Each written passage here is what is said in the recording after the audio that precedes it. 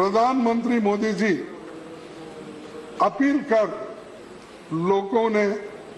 उन्होंने अपील की, लोगों ने ताली बजाई, थाली बजाई, दिया जलाया, खुद को घर में कैद रखा। लोगों ने आप पर भरोसा जताया, लेकिन बदले में आपने क्या दिया? धोखा। मैं आपसे पूछना चाहता हूं कि आपने उनका भरोसा क्यों तोड़ा? प्रधानमंत्री जी, आप समस्या सुलझाने में विफल रहे और स्वास्थ्य मंत्री को बलि का बकरा बनाकर ड्रॉप कर दिए। यूपी में जो कुंभ मेला कर रहे थे, किसकी नहीं सुने। उसके बाद और एक कावड़ यात्रा करे, तो उसको भी सुप्रीम कोर्ट को कहना पड़ा कि भाई एक पैंडेमिक में तुम ऐसा करना ठीक नहीं है। जब सुप्रीम कोर्ट ने कुछ कहा तभी आप करने को तैयार हो गए, लेकिन आप दिल से एक बात भी नहीं किए।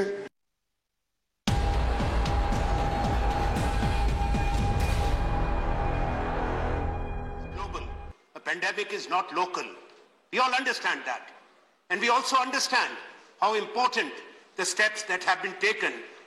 But at the same time, I would like to say, sir, that this discussion, when has intensity, this discussion also must have compassion. This discussion, I would have expected, would raise the level and become truly a bipartisan debate which the people of the country will celebrate and feel reassured that it is not you and me, it is India together which is talking.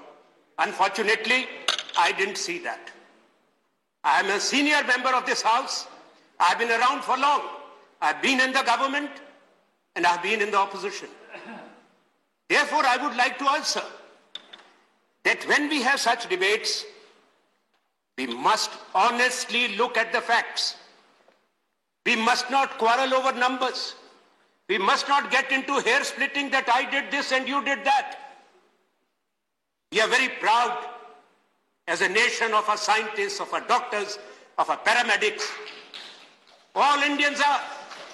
We are proud of our epidemiologists and scientists, our vaccine manufacturers. And let me put the record straight. India has not been recognized today for its vaccine manufacturing ability. In 1990s, India became the largest vaccine manufacturer of the world.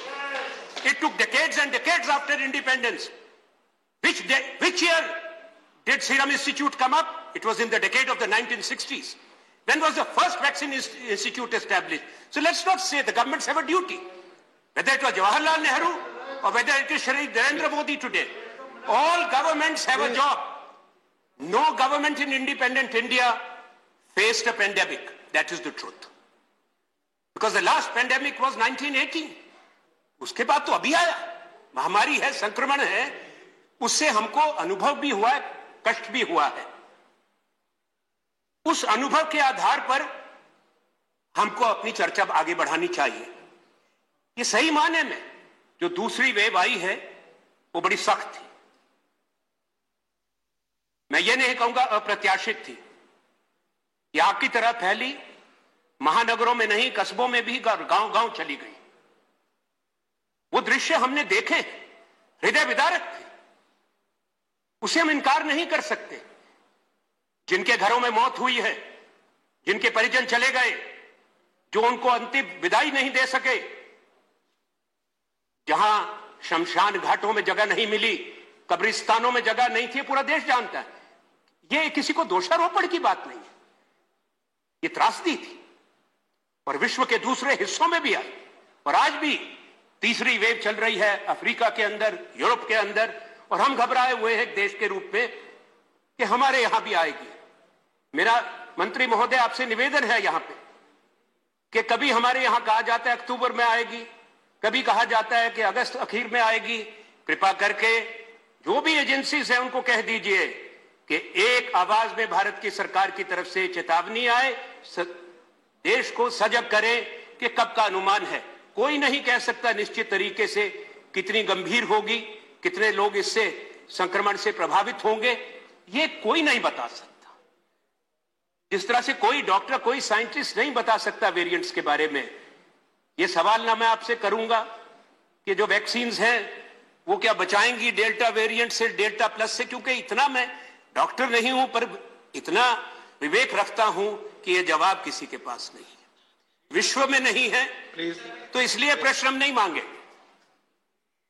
मुझे सिर्फ एक चीज जरूर कहूंगा कि शायद अच्छा होगा अगर हम पहली वेव के बाद जो अनुभव आए थे उसके आधार पर हम सचेत रहते और तैयारी करते।